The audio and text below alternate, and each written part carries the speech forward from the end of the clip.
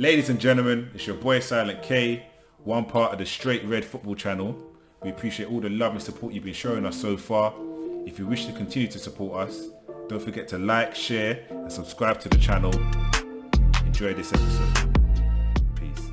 Alright, ladies and gentlemen, welcome to the Straight Red Football channel. You're here with your boy Silent K. You're here with, it's the return of Bells. It's the return of Dills. Shout out to O-Guns as well. Firstly, before we go any further, guys, subscribe. Press the red button that's on the bottom of the screen right now. Subscribe. All right, gonna start off with O-Guns, man. How you doing? Yeah, man. You know, it's tier 2, isn't it? Tier 2 things. So, Hey. I guess we'll be seeing what happens next week. Trust me, a couple fans in the stadium in London and that. Dills, what's good? Yeah, man. I'm good. Can't complain. Yeah, can't complain. I'm good, man. What about you? You alright, yeah? Yeah, man. Busy. Life's busy. The hair's growing out as well. Barbers have been closed and that, so no trim. Bells. Your hair looks fine, bruv. Your hair looks fine. Boy, Bells, where you been? What's going on? Looking at me. Yeah, man. Busy being a family man, a father. Had a bit of a situation with my son, so he was at home because somebody tested positive in his year.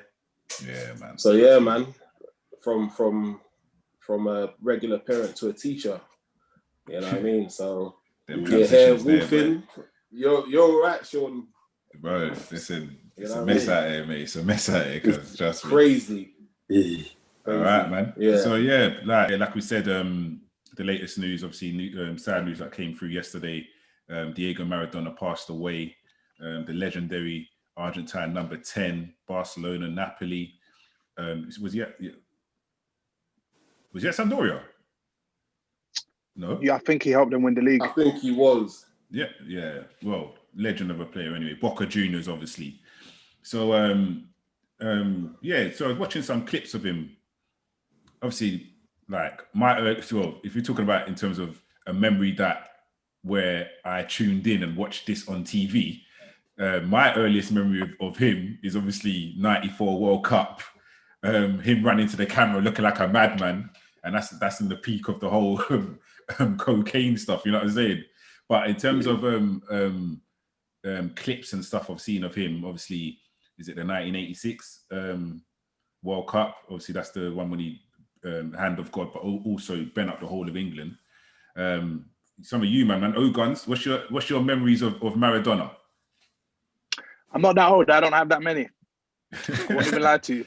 YouTube clips. I'm not that old. Most of the stuff, everything I've seen, it's all clips and stuff, bro. I'm not gonna lie, like the memory's not there for them on there. So, enough respect to him. Just before me, I'm not even gonna ask Dills then, bro. I'll push on to Bells. Yeah, as the senior man of the podcast, I'm not gonna tell my age, but I witnessed a little bit of him, not a lot, not much more than you lot. The rest were probably YouTube clips, old BBC clips when they were like, when they were playing the World Cup, showing the World Cup live. They would sort of go back to the old World Cups and show clips and highlights, like memorable highlights. And he, from what you saw, he was a brilliant player. I think Napoli were really struggling when he went there. And he went there, and I believe he helped them win 2 back-to-back Serie A titles, if I'm not mistaken. Low centre of gravity, great close control, could beat 3, 4, 5 players. But yeah, he was a bit of a party boy, and he didn't play by the rules. Man said a bit. Yeah, there was rumours, not a bit, but yeah, there was. Man said a bit. Listen, Big Ron was a party guy. This guy was doing more than partying. Yeah, no, he was a rock star. He was a footballing rock star. There was obviously the big cocaine rumours, which are probably not surprising. Smoking during training sessions and that. Links to the Argentine mafia. He kind of did it. Obviously, you see all the clips of him in the stadium as well. Like in the stands, he's going mad in the stands. He's going mad, yeah. He's kicking off. But you know what? He sort of lived by his own rules, man. He didn't conform. Yeah.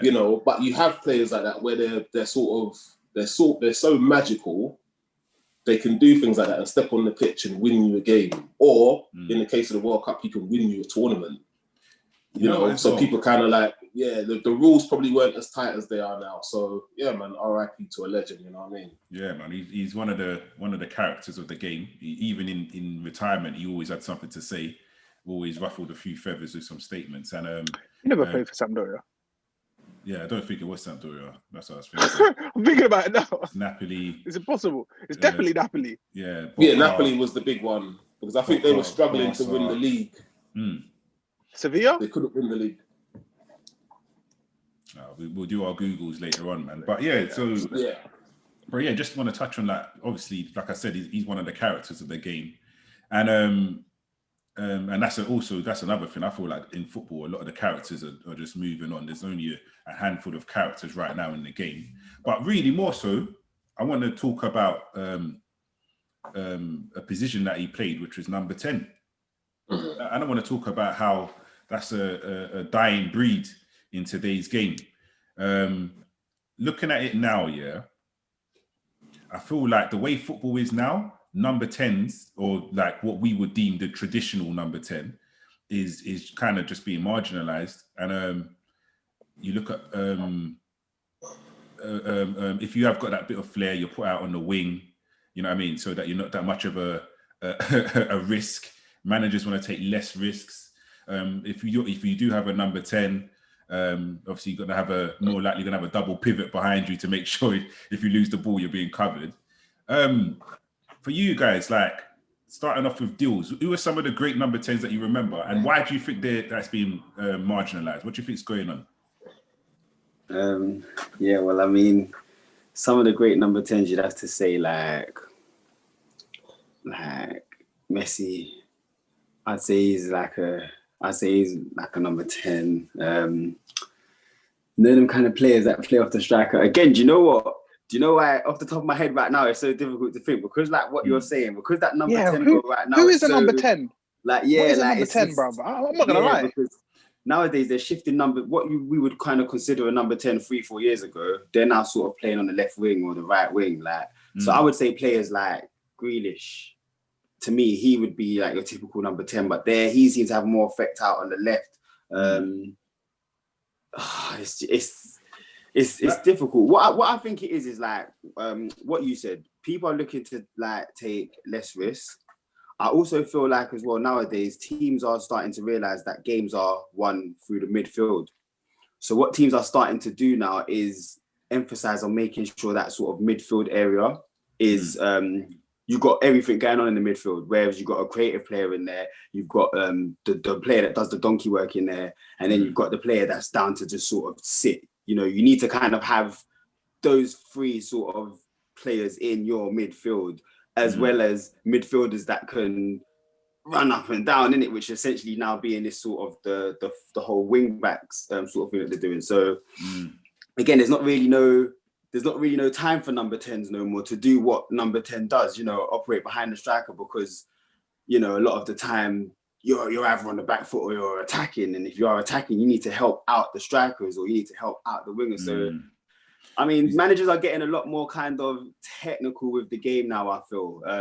And we're getting a lot more kind of like world-class managers coming into our leagues and stuff like that. And they're bringing in sort of tactics and systems as well. So now, you know, other managers are coming in and sort of adapting to their system or using their system and remixing it. So, if you think about it, then like, so I'll give it like a bit of an example of like a change in the eras. Yeah. So let's go back, let's say about 15, 20 years. There was a time, for example, Argentina. It was on record that in terms of like how general coaches over there scout their players, it was always technical ability before the physical ability.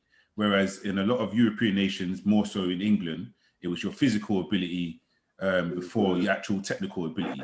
So back with Argentina, there was like this, once upon a time, there was this moment where there was like Ortega, there was Pablo Aimar, there was D'Alessandro, there's Riquelme, there's like, so even if you go to the strikers, there was your Tevez, and there was all these like basically it was based on their technical ability. Whereas in England, it was more in England, for example, it was few and far between. Before you had Joe Cole, who came through at West Ham, but then obviously when he went to Chelsea, obviously Mourinho was more of a disciplined person, put him out on the wing, and obviously he had a good career, but it's few and far between when you look at the number 10s, isn't it? So at what point do you think it kind of changed? Even going back to Brazil, look at Kaká. You had Kaká. Okay, Dino was a 10, but he used to play more so in the left, cutting in. Rivaldo, you know what I mean? Like, there's not as many of them players anymore. And if they are about, they're on the wings. Dwayne, what do you think? What do you think was a catalyst in that? Where do you think it changed? I think the emergence of 4-3-3 formation as well kind of put an end to that, because a lot of teams started seeing a lot of success from that formation. Like you said, you touched on on Joe Cole. If you look at that great Chelsea team that they had under Jose Mourinho, that's basically the system they played, their 4-3-3 formation, with their big man up front, Didier Drogba, and their wide men, whether it was Robin, Duff, Joe Cole, people like that. And I think because coaches are a lot more tactically astute now, there's a lot more depth when looking at an opponent. Do you understand? They go more in depth. There's a lot of analytics and a lot of background work. And I think that's got a big deal to do with it. A lot of, the way football's kind of evolved over the years. But yeah, there's been some fantastic number 10s. Dennis Bergkamp was a great number 10 as well. Fantastic player. If you want to go further back, like a Johan Cruyff, people like that. Great players, that have got moves named after them, moves that they created on the football pitch that people still use to this day. But I think as the games wore on and teams have become more tactically astute, I mean, you've got special players that can still perform that role and that are able to perform that role, like a Lionel Messi. But like you said, when you look through world football now, that you're not really finding too many number 10s. You got like a Ozil, who may not be a traditional number 10, but you could see him dropping in that little hole. He doesn't really get much game time for whatever reason. Roberto Firmino at Liverpool, he was initially a number 10 before he came to Liverpool. And then he got moved further forward to be like the focal point of the attack. But I think, now the number 10 role, it is being sort of phased out. And I'm an old school sort of football fan, and I used to love your traditional number 10s, seeing those magical players that made things happen, for the team, that the strikers that we all sort of love and talk about today, they fed off of those number 10s, and a lot of their goals were created by those number 10s. So it's sad, but it's football. What can you do? You have to kind of move with the times, Even like when I'm thinking about it, more and more names are coming to my head. Even like Zidane. Perfect example. Del Piero, Roberto Baggio. There's more. Andreas Muller. Do you remember that time in the Premier League when random number 10, like a team would take a chance on a number 10? Remember when Juninho came to the Premier League from Middlesbrough? Yeah. Do you remember? Here's another one. Who remembers Georgie Kinkladze? Derby County, quality player. No, when he went Man City as well. My lord. So it's like players like that. When you think about them number 10s and think about it in today's game, someone like people who've probably suffered, who are natural number 10s, but teams haven't really committed to them being number 10s. It's someone like Coutinho. Coutinho is a number 10, but it's seen as a risk to play him number 10. So teams tend to put him out wide, innit? Wide left or on the left of a three-man midfield or something like that. Dills, what do you think about like what we're saying about number 10s? Yeah, I just wanted to quickly add to that again, Kazi. One thing that I think has made a factor in the number 10s sort of disappearing, especially in the Premier League, was the emergence of Conte and the three at the back system. And I think when that was successful, I feel like in order to adopt a playing against that formation, you have to kind of drop the number 10, and I feel like that's also contributed to it as well. And a lot of teams now across Europe and whatnot use the sort of 3-4-3 system, which doesn't really accommodate a number 10. So I think that's also. You know what? I think it was before that. Do you reckon? Yeah, I'm gonna put it in line with well, there were still number 10s, but I think the model of a traditional number 10 changed when Mourinho really effectively put it 4-2-3-1 in play around the Chelsea time. I feel like the tradition,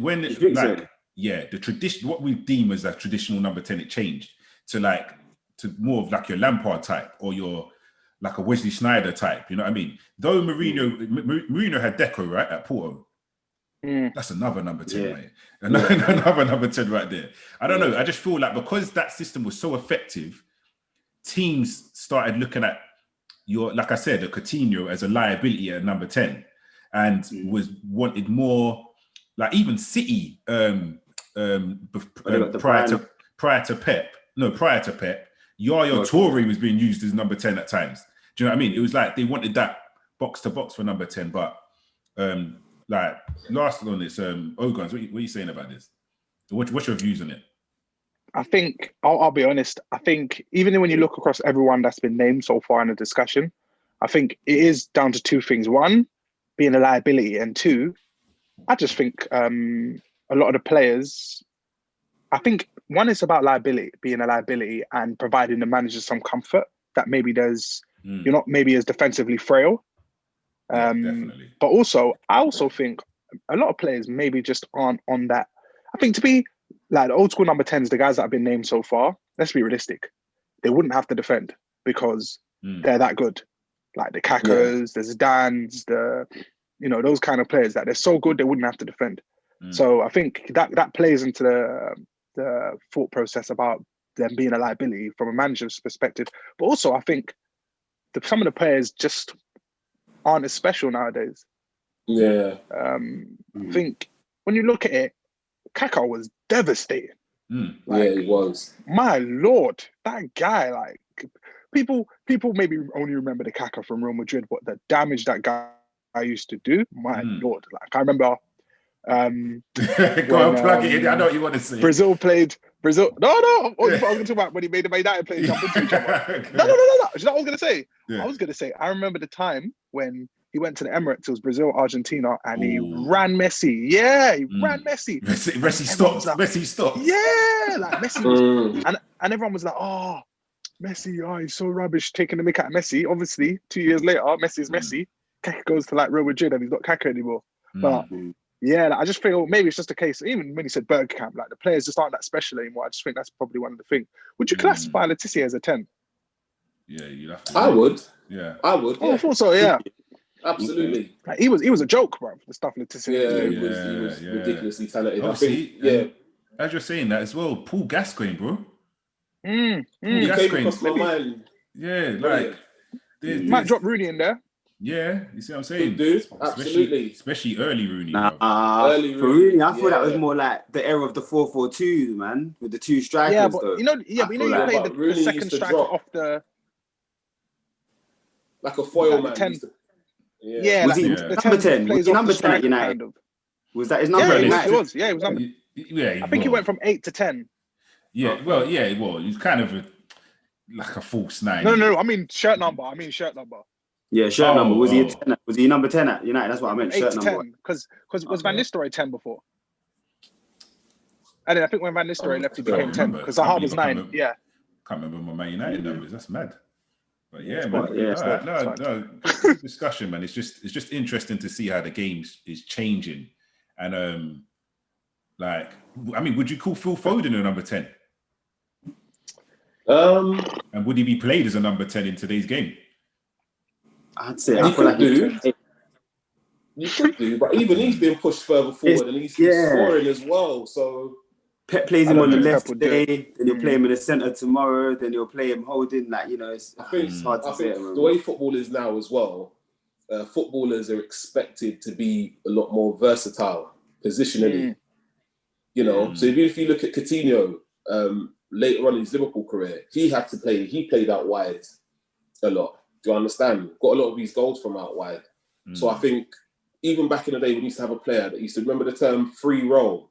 The player that could just free roll. Yeah, you don't see that no more. It's a lot more discipline now tactically. So I've got a question. One more question about this then.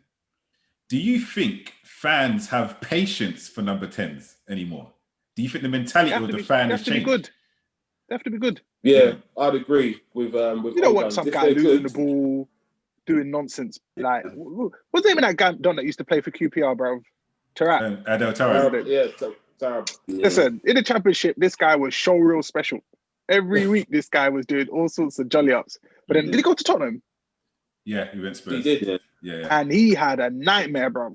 I remember he had a nightmare, bro. People have no patience, bro. When you start, even I think at the moment, if you watch Newcastle, Maxim, bro, listen, I know some of them fans are just saying certain things about him on Twitter behind their secret ghost pages, bro, that they shouldn't be saying, bro. I also love St. Maxim at the moment still. I think he's highly rated around there. I think they did before. I don't know about at the moment, bro. At the moment, listen, them man are just behind the halfway. He's had a couple of good games for them this season. Yeah, he's been all right this season. One of their main man right now still. How many points have they got? I don't even know. I don't think it's a lot though. Yeah. Are they sitting about? I think his individual contribution. I think if anything, the points they got was probably because of his contribution. You know what I mean? I don't know. That sounds like last season, bro. So they're 15. Okay, they got 11 points. Yeah, no, this season he's been their main man still. Him and Wilson, he's been their main guy. They've been their main guy still. Yeah, man. No, interesting discussion, man. So, all right, slowly moving on then, or quickly moving on. Champions League recap, man. So, hold on, Silent K. Just quickly. Sorry to interrupt you. Yeah. Did you not see the comment that Villas-Boas made about retiring the number 10 shirt completely after Maradona's death? So apparently, said that the number 10 shirt should be retired indefinitely in football. Yeah, because they're stupid like that, isn't it? Come on, crazy. What are you going to do? Take the shirt off Messi? That's why Villas-Boas lost his job, bro. Crazy. Them guys like that. Man said retire the shirt. Guys with no opinion have done nothing in the game, coming out with nonsense statements, bro. Get rid of him, man. Who's he in charge of? Is it a French team or is it a Russian team? Is it French or Russian team? Bro. I don't know where. Waste, man. AVB, waste, man. Yeah, man. No, I ain't seen that, but yeah. Marseille, is that Marseille? Joke thing. Didn't they lose last night? They got popped by Porto, no? I think they lost 1-0. Did someone lose 1-0? Did they lose 2-0? I think they 1-0. They lost 1-0. Okay. Well, there you go. Yeah, there were lots of home losses yesterday. That's his old team then, yeah? Oh, hey, look. Yeah, that's you know what? Hey, Ogans, yeah, smooth transition. So Champions League recap, yeah. So obviously we're going to focus on three teams there: Liverpool, United, and Chelsea. So let's just start off with the Liverpool game, man. Bells, what happened? Some insight. Was it no shots on target in that? We got popped, man. We got popped. There was no real invention. We were just predictable yesterday. It was just flat. It was boring. Obviously, we've got injuries to key players, but we still had Salah. We still had Mane. We had Firmino who came off the bench on the hour mark. And Fabinho. And we had enough. I think we had enough on the pitch. If you look past the defence, we had enough on the pitch to do damage. And even in the defence, we had Joel Matip partnering Reece Williams, who didn't have a bad game.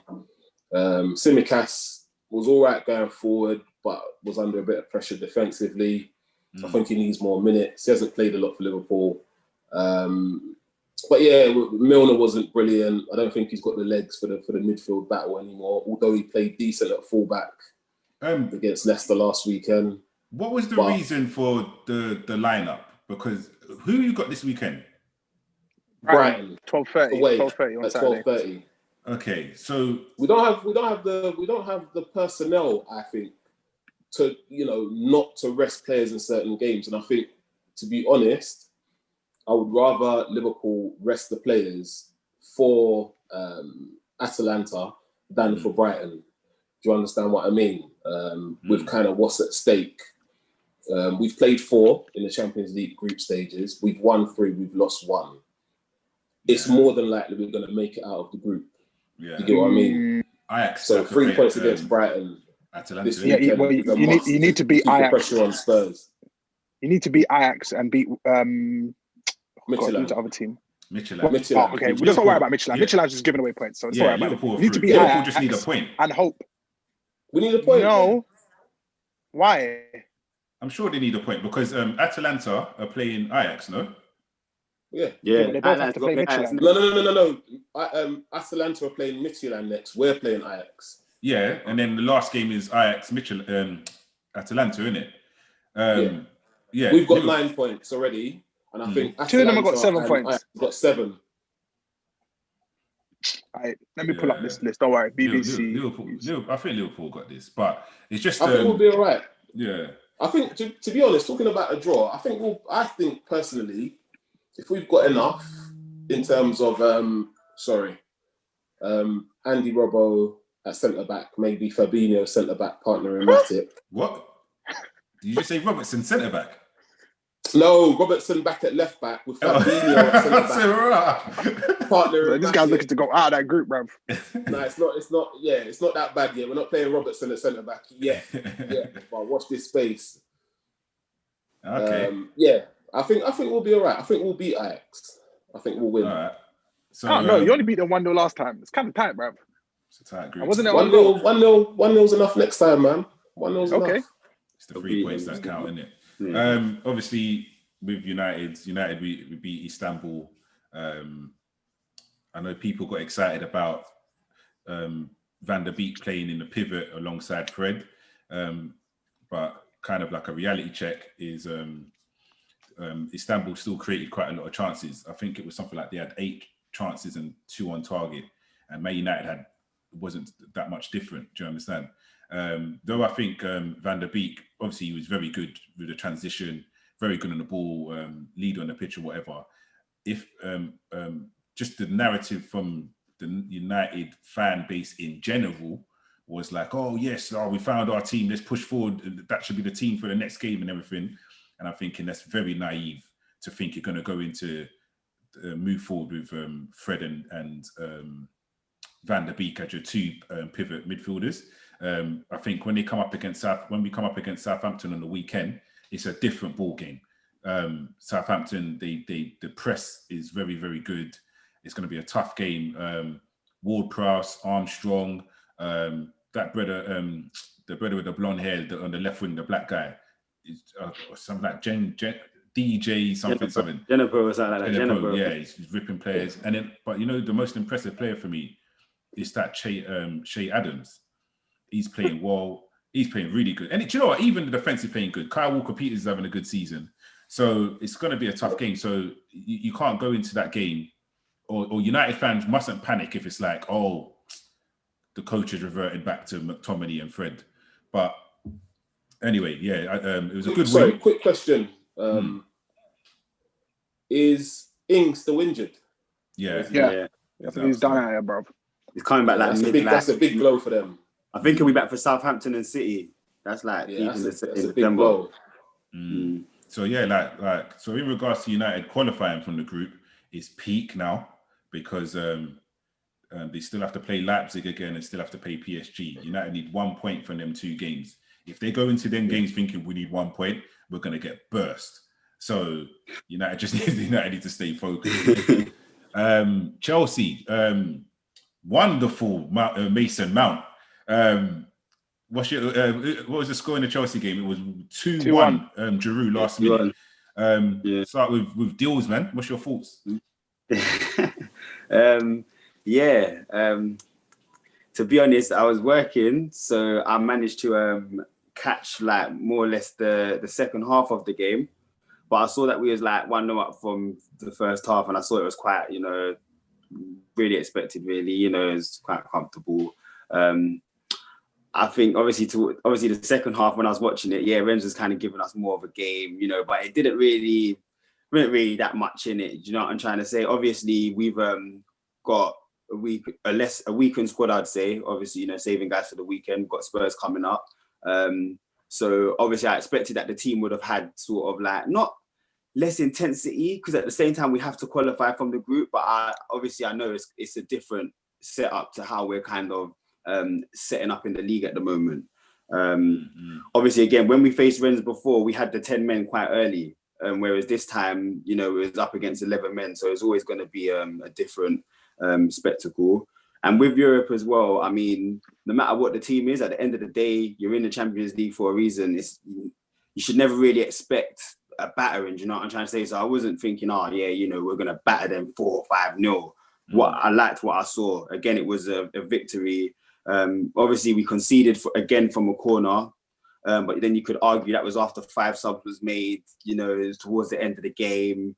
Concentrations obviously dropped different players in the team, but we managed to get the goal back again with Giroud. And for me, that just kind of goes to show, I feel like where we're kind of at the moment. The real test will be Spurs this weekend, don't get me wrong, but I feel like I feel confident at the moment. Like, I feel like, I don't feel like we're going to lose games at the moment, and that in itself is like a whole load off my shoulder. Ogans, how do you feel, bro? How you with things at the moment? Yeah, man, we won. I'm not gonna lie. Like, obviously, I watched the game. I wasn't really worried about the game too much. I'm not really worried about Champions League. Our group's probably easier than be honest, all the other English teams. Maybe, I don't know. Maybe Man City's got. Actually, I think Man City's got an easier group. Apart from that, I think our group's probably the second easiest. So apart from Sevilla, we've already beaten Rennes twice, who did a competition. Who's the last person in our group? That Krasnodar or something. Oh, Krasnodar. Like, okay, maybe they're a Russian team. They could give us some trouble, but realistically, we've got 10 points? Yeah, we beat them at their ground, didn't it? So yeah, we've got 10 points. So in the grand scheme of things, I think we should be through. We're on 10. We're on 10. Seville's on 10. The rest are on 1. Just obviously next game, if we beat Sevilla, then we should top the group. In fact, we will top the group if we beat Sevilla. So yeah, okay. I'm all good at the moment. Things are good. It's all about Sunday. Yeah, and obviously that's where we're going to transition to now. So Chelsea versus Spurs, mate. Big game. Both teams are in good form. Spurs coming off of that big win against Manchester City last week. Mourinho looks like he's in the swing of things. It's Mourinho coming back to the bridge. Hold on, where is it? Is that the bridge? It's at the bridge. Yeah. It's at the bridge. So yeah, Mourinho coming back to the bridge, and this time he's coming with a team that he believes in. So maybe. You know what I mean? So starting off with Dills again, how are you feeling about this game? Couple of your players are on form. Mason Mount, I said it the other day, dropping deep into number 8. Hold on, Bells. I know you have to go, you have to run now, so have a good one, bro. Yeah, big up, man. Cool. Nice one. Yeah, so Dills, what are you thinking about this game? Yeah, again, I think high spirits. We're on a roll at the moment. I think we've found form now. I think we've got a system going, kind of. I think Lampard's kind of got a little system going now.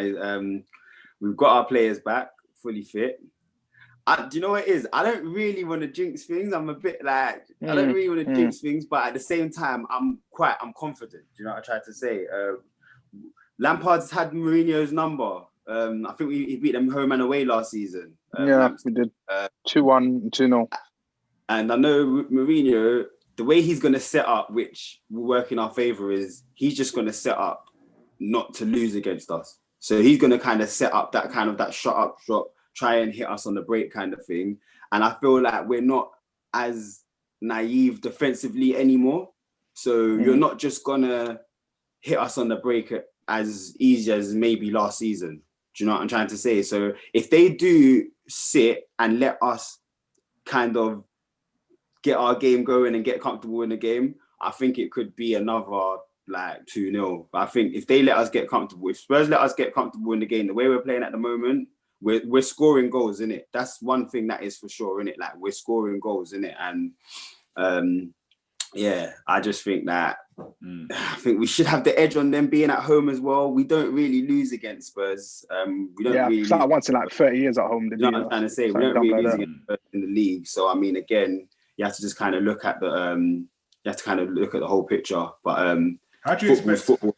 How are you expecting the game to pan out? So this question goes to all guys. How are you expecting Spurs to approach the game, and and what are you hoping for Chelsea?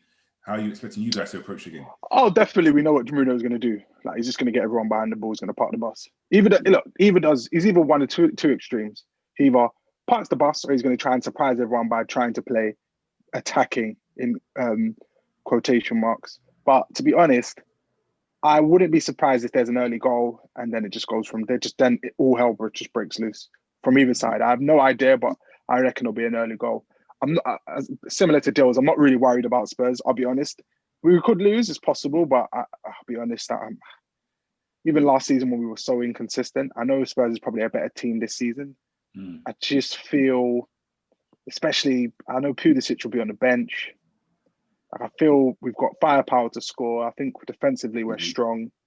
I think we should be fine, but I guess we'll see what happens. Okay. Should be a good game, man. I'm looking forward to it. I'll be watching as a neutral. I'm actually impressed. But you will. I'm actually impressed with both teams for two different reasons. I think actually kind of both the same reasons. I think Chelsea. I keep going on about the defense. I think Chelsea's defense is strong, and also now we've matched up with some creativity as well. So, and even, do you know what as well? Tammy's is putting it in the back of the net now as well. So Chelsea look good, and then also I think Spurs are adaptable against whoever they're playing. I think they can go defensive, and I think they're able to put the smaller teams to the sword as well. So both look very strong, and could both be up there come near the end of the season as well. All right.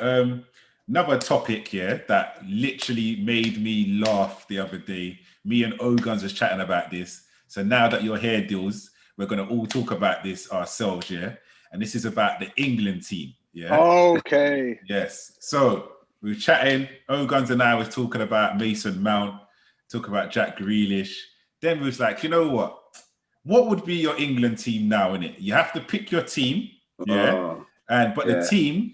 You have to do it based on Southgate's go-to formation, which is 3 at the back, 3-4-3. It's 3-4-3, isn't it? Yeah, it's 3-4-3, but you can 3-5-2 if you want. But it's still 3-5-2. Yeah. So basically the 3 at the back system. Yeah. So go on, start with your goalkeeper. I'm not picking a team, by the way. This is on YouTube. This guy. I'll be honest. I'm gonna ask you certain positions, O-Guns, and all right, go through. Goalkeeper. Go through. All right. In goal, I'd say Henderson will be my goalkeeper. Yeah, Dean Henderson. 3 at the back. All right. Why does everyone do that when it gets it? Go ahead. Because I don't even think there's 2 good centre backs, let alone 3. Okay. I'll be honest. This is what I would do, yeah? I would probably say, this is going to sound weird, but trust me, I know what I'm saying. I'd probably say Wan-Bissaka would be the right centre-back, yeah? Okay. Maguire would be the middle centre-back. Okay. And then... Mings, Walker, Cresswell. Mings would probably be the next centre-back. I want to put Stones in there, but he's not played enough games. By the way. They're going to get breached, by the way. But it's not enough for me, innit? Listen, that back 3 is susceptible, fam. They're going to get breached. Right centre-back. I mean, the right wing-back would be Kyle Walker. Left wing-back. You're going for it, bro. The young talent's not there, though. Who? Reece James. No, I'm not even talking about it. Reece James. Go on.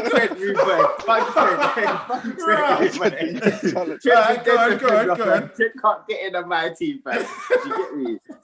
Trent can't get in on my team. But yeah, Go on. The left back would be Chilwell. Okay. Left back would be Chilwell. Left wing back. The 2 in the midfield. Rice can hold the bench. I don't rate Rice at all. I don't know what. Listen, Lamps, don't sign Rice. Who's in the midfield? If you're watching this, don't sign Rice. He's getting to it now. He said Rice can hold the bench. Yeah, Rice holds the bench straight away. I would probably have to say Henderson and Mount. Henderson and Mount would be the 2 in the middle. I think the work rate in there would be crazy. The work rate in there would be crazy. The 3, I would have Sterling on the left. I would have Sancho on the right, and then I would have Kane up top. Okay, very interesting team. So, very interesting. Wait. Team. Who was on the left? He went with Sterling. No. Sorry, the left wing back. Chilwell. Okay, cool. All right, go on, sure. Chile. Yeah, Chile. Yeah, left wing back. So, all right. So my team, I will go with Henderson. My back 3 will be Kyle Walker on the right of the back 3. I will go with a player on form right now, so I'll go with Creswell on the left of the back 3, and then I'll go with Maguire at the centre. They would have picked Maguire. I left him till last. I went from right to left, and they went to the middle. Right wing back, I will go with Trent. Left wing back, I'll go with Chilwell. The 2 central midfielders, like I said, it depends on who I'm playing. So if I'm playing against a team that's going to be sitting back and defending against England, I would That's go. fine. We'll do Iceland and Spain. If you're playing Iceland, who? Yeah, if you're playing Iceland, I said Iceland. No disrespect to the Icelandic fan No, base. there's only especially. 5 million people, bro. You know what I mean? That I is did my bigger, team bro. for Iceland, innit? I want to do my team for Spain next, did it? Yeah. Okay, cool. Okay. So so against a team of the caliber of Iceland, I will go with Henderson and Mason Mount as the 2. If I was going against Spain, Declan Rice will come in for Mason Mount. And then actually, do you know what? Maybe that Phillips might come in. Anyway, let's go with Declan Rice. And then up front, my front 3 will be on the left of the 3, be Jack Grealish. On the right of the 3, I will go with Raheem Sterling. And then up front, I would go with Harry Kane. That would be my team. Cool. All right, go on. You said you want a team for Iceland, team for Spain. Realistically, you're only going to change the middle anyway, so you might as well just... No, I'll change the midfield and the defence, innit? So to be honest, the midfield, the defence actually, instead of the Wan-Bissaka as right centre-back, I'd probably put Walker there, and I'd make Reece James be the right wing-back. So I'd have the same wing-back system as Chelsea with James and Chilwell. Yeah, I'm not going to lie to you lot. Like, you see Trent, I feel like in a team like Liverpool, yeah, he's effective going forward, whatever. But in England, I feel like defensively, he's not better defensively than Reece James. And I feel like going forward, other than set pieces, which you've got Chilwell in there, you've got Mount in there, you've got Sancho, in my team anyway, you've got people that can give you good set pieces. Yeah, he doesn't give you enough defensively for me, innit? And that's the only reason why I would say Trent wouldn't really be in my England team, innit? I feel like there's better right wing backs in there, innit? In the midfield now, I'd probably have the same midfield, Henderson and Mount for Spain. Again, it's just the donkey work, innit? It's the donkey work. I don't rate Rice at all. We're chasing shadows against Spain. Well, what about Kelvin Phillips at Leeds? That's the Leeds fullback, innit? No, the Leeds midfielder. Midfielder with the hair. With the one that does the bun at the... They all got that. They all got that, bro. I don't know what's going on in Leeds. You know what I'm saying? In the town centre and that. Tier 3. They're tier 3, bro. Yeah. Barbers. Yeah, no. I mean... Obviously, he's got work rate. You have to have work rate when you're playing for Leeds, bro. Yeah. But then again, is he better than Henderson, though? Like, do you know what I'm trying to say? Sitting deep. You're looking to keep Mount full time. Yeah, Mount's in all my teams. You get me? Okay. The front 3 would change. I wouldn't have Sterling for Spain. I would have Grealish. Because I just feel like Sterling's got... I mean, Grealish has more of that big physical presence. I feel like Sterling, where he's a bit more smaller and that, like, he'll get eaten by the big Spanish defenders. So I'd probably throw Grealish in. Who's Spain got, bro? I was thinking the same thing, fam. Well, they got Ramos. They got Ramos. Yeah, but Sterling's not small, bro. Sterling's kind of, you know what I mean? But anyway, Sterling's like Ferran Torres, bro. All right, hold on. So Ogans, what changes would you make to either of the teams? Okay, here's the question. Are the changes I'm making, are they based upon what I think or what is possible? Because the thing is, in the grand scheme of things, there's no way Henderson can be England's number one because he doesn't play for Man United. Of course. Yeah. No, we're going what our team would be in it. So it's what our team would be in it. Like, what change would you make? It's a fantasy team, innit? Yeah. Cool. Maguire has to go, bro. I'm not even lying. I think anyone would be better than Maguire, bro. He's just so immobile, bro. Like, when you see him turning, he's just, it just looks so awkward. Like, he can't play. Listen, I think that's what would your back three be then? But who would come in then? That's the question. Exactly. Or who would come in? I'm not gonna lie, bro. I'll bring in any English defender over him, bro. Michael Keane, like that dude, bro. Anyone over him, bro. I swear. He can't play, man. So your first change would be Maguire out. Maguire's done at it. He's done at it, bro. He's done at it. But he proved it. Who was he got sent off of like about a month ago? Yeah, the two yellows. Was it Iceland? I swear it might have been, no. Denmark. It was Denmark. He was shocking, bro. He's so immobile, bro. He's just, you can't do that on the international stage, bro. You can't be that immobile, bro. And do you know what? I tell a lie. John Terry was immobile, but you know what? John Terry had common sense, bro. This guy is stupid as well. Anyway, so that's the one change I'd make. Okay, Michael Keane from Maguire. Anyone, bro. I mean, anyone, bro. Anyone, and someone has to come in for that, Don. Anyone. He can't play, bro. He cannot play. The midfields, I'll leave them as they are. I do think Reece James has to play now. I know every Liverpool fan's going to say I'm talking nonsense, but I think Reece James is actually a better footballer than Trent Alexander-Arnold. I think he's a better footballer. Like, if you watch him, how he receives the ball, how he passes the ball with both feet, like how he drives into midfield. He was playing midfield for Wigan, bro. Like centre mid, like. And I don't think Trent was originally a fullback. Actually, I'm not sure. I think he was a centre midfielder as well, or something like that. Yeah. So fair enough. In fact, he would say he is. And I know he's still got delivery. Okay, well, that might be the issue then. But I think when I just see Reece James, he looks like a bit of a bull as well, and a bit of a bully, bro. Like, I think if you try a thing with him, it's going to show you levels. I think Alexander-Arnold, you could probably weight him, bro. Could send him into the crowd a bit. So advertising more than that. You know what I mean? Okay, Kane will have to play. That's an interesting one. Who's your front three? Yeah, so Kane. I think Kane will have to play. Let's be realistic. No one's dropping Sterling, so Sterling has to play. And honestly, I'll play Sancho as well. I think the only time I'd play Grealish, I'd bring Grealish on, but I think those two have to play, like Sancho and thing, because I think them two bring too much pace and creativity, bro. I think international stage, you need that pace, especially Kane. Kane's so slow. Like, okay, Kane's not slow, but you know, Kane's not skipping past no one, bro. For me, though, Grealish can only really come in for Sterling because it's down the left-hand side. The right that's Sancho's side, isn't it? Yeah, to be honest, effective down the right. I was thinking you say that's Sancho's side, but or Rashford, or maybe Rashford could go in on the right. Sancho still needs to he's not establish himself, but I don't know. I'm still comfortable with him being a sub. I'll be honest with you. I think that's just Southgate being high. Like, he's being stubborn. You know that your best front three is Sterling, Kane, and Sancho. All of this playing Sancho against Iceland, but then you're putting him on the bench against Belgium. You're like, let's be realistic. We all know Southgate don't know what he's doing. If Southgate knew what he was doing, he wouldn't be playing. He wouldn't be playing Maguire, bro. We all know Southgate don't know what he's doing. That team that he fielded against Belgium, I thought that was... I was just thinking, you know what?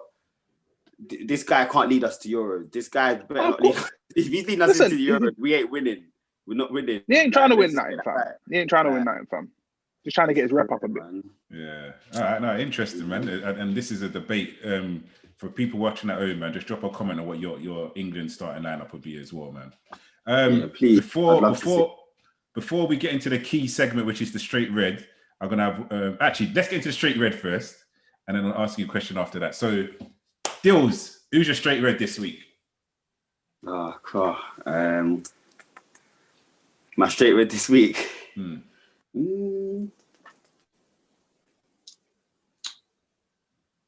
I'd probably have to give it to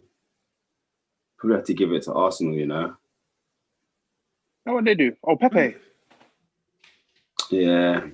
I think Arsenal, think the Pepe's ending off as well, man. I just think like, and what's going on at the moment. I just think like with what's going on at the moment there, like I can't see the fans being happy. I mean, Arteta, you're playing Aubameyang out on the left.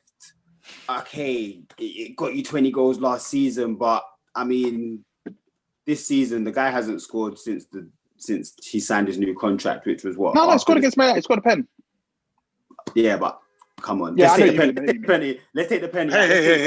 Let's say open play. People miss penalties, bro. Ask Fulham. Let's just say open play then, innit? Like, you're not really... I mean, there's a lot going on there, and then you're Willian's not doing anything. You know, you're still playing Willian for X amount of time. Pepe, he's one of your most expensive players, if not the most expensive player that you signed. You've got him doing bench duties. You're playing him in an odd game. Sounds like Jim, bro. Spotting man with a chest. Man's cleaning. You know in the gym they're cleaning during COVID and that. Wrapping down the bench. Big man, you're looking at a big game, you're thinking, yeah, raw, like this game's suited for Pepe. Nah, man, seeing like Luis Nelson or Maitland-Niles, he's got Pepe on the bench, and I'm thinking, it's just, yes, it's messy, man. If you take away the 1-0 win against United, which was on penalties, when was the last time they got themselves a win? So for me, with what's going on down there at the moment, that's my straight red. All right, I'll jump in before Ogun's. My straight red goes to once again VAR, especially VAR at Old Trafford last week. There were some shocking decisions. Firstly, the Bruno Fernandes, not the retake, but the original awarding of the penalty for the handball. Was it the handball? The handball was matter. Yeah, that was really suspect, man. But even prior to that, the penalty appeal that West Brom had, that was overturned. Yeah, with Bruno. Yeah, but to be fair, I think that's the referee's fault. I don't blame VAR for that. But the referee went and looked at the VAR and said no pen. And said no pen in it. I don't know. He's panicked, bro. Yeah. That was shocking. I just feel that in terms of the consistency. I think it's the same ref from the Liverpool game. Which Liverpool game? Van Dijk. He was doing the VAR that day. He was doing the VAR when Van Dijk got away with it. I mean, yeah, Pickford, sorry, yeah. He was doing the VAR. Okay. Yeah. Because they moved him from the Liverpool match on the Sunday. They moved him from the Leicester game. I think that in terms of VAR, though, man, just the consistency is not there, isn't it? 1 week it's one decision and another week it's a different one. Or next week it's like, give it to the ref. I just think they're all over the place, man. Guns, straight red. I've got a few. First one, I don't know who advises Fulham on their penalties, but something needs to be done about that because their man are just giving points away now, just falling over, all sorts of nonsense, fam, just happening at that. If they've got a one-on-one, take them out. You know what I mean? Because you know they're not going to bang, bro. And the thing is, let me be careful because we're going to have to play them, bro. They'll probably get a pen, they'll probably score against us. That's number one. Who else? Number two, I think I'm going to have to give it to Anthony Taylor. I saw him send off Vidal yesterday. I know Vidal was on a bit of a hype, but this Anthony Taylor guy does not know what he's doing in general, and he just upsets people, and he wants to be center of attention with his bald, shiny head.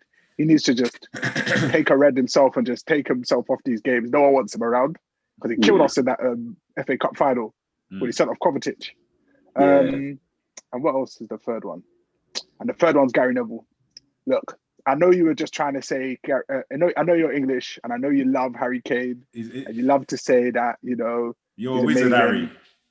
Yeah, but come on, man, don't mention, and I know what you were trying to say, but don't mention Harry Kane and Zidane in the same sentence, please. Like that. Like we were talking about great number 10s and Zidane's like, Zidane, bro. Like Neville goes, I know I'm going to get a bit of flack for this, and I'm. Don't say it then. Don't say it, big man. Don't say it then. He's just like Zidane the way he blocks off the ball and he said he's just like Zidane the way he guards the ball and wins fouls. I'm like, stop that, man. You don't turn or move like Zidane. There's not one sentence you can put Kane and Zidane together in. Not one. Just stop, bro. Just stop, man. Like, Harry Kane's a great player, but just stop, man. It's a man says Zidane. Nah. Listen, when your name begins with Z, yeah, all right, you're usually on that job, bro. Yeah. Let's not put Harry Kane there, bro. All right, man. So it's been a good show, a good chat. But I'm gonna finish it off by asking one question to both of you. Yeah. So we're going to do a quick round of start, sub, sell. I've seen this one going around. Going to ask you guys this one, yeah? Ronaldo, Ronaldinho, and R9 Ronaldo. Start, sub, sell. Start off with you, Deals. Flipping hell. For me. Let me make this easier. What I need more context than that, though. Yeah, what are you like, trying to do? Are you just trying to win a football match? Or are you trying to play fantastic? Is this Why has there got to be variation, bro? No, it does. It does. It's not because it's not that simple, sure. Everyone. Of I'll course tell it's you not what, that deep in simple. everyone's heart, yeah. When anyone hears this question, I think the first player, me anyway, the first player I want to select is Ronaldinho, just because he's Ronaldinho, bruv. He brings joy, fam. But in terms of being effective, let me drop a controversial one. Ronaldinho's getting sold for me, bro. He's getting sold for me. No, this is the thing. He's getting sold for me, but that's why I want to know what context. Nah, fam. He's getting I can't sold, select. bro. I couldn't do it, bro. Fam, the fans will turn on you, fam. The fans will turn on you, fam. 150% the fans will turn on you. They've been waiting for you outside the Burnabout, bro. Cool. I mean, outside the camp. Go on. Start some sell deals. Forget the context. Just say it off For me, the top of your head. All right. Start number 9, sub CR7, and sell Ronaldinho. Oh, guns. Fam, I'm not selling Ronaldinho, bro. I'm sorry. So Bring Ronaldo, you got to go, bro. Bring Ronaldo, you got to go, bro. I'm sorry. I'm not selling Ronaldo. I refuse, bro. They won't accept the transfer. So who's your start? Sorry. I'll probably start Cristiano Ronaldo, to be honest, but I'm definitely not selling Ronaldinho. I don't care, bro. Okay. Me, I'm starting R9 and then benching CR7, and then I'm selling Ronaldinho. Don't say it, bruv. Don't say it. I'm selling him, bruv. Go to the Raven Rio, bruv. You know what I'm saying? Go to the carnival, bruv. It's all good, man. We remember your good times, bruv. Trust me. All right, then, guys. So you've been watching the Straight Red channel. You've been joined here by Silent K, O Guns, Bells earlier, and also Deals as well. Don't forget to like, comment, subscribe to the channel, share the video as well. You've been watching the Straight Red once again. Peace. Peace. See you again. Ladies and gentlemen, it's your boy Silent K, one part of the Straight Red football channel. Hope you enjoyed this episode. Please don't forget to like, share, and subscribe to the channel. I'll be seeing you guys again. Peace.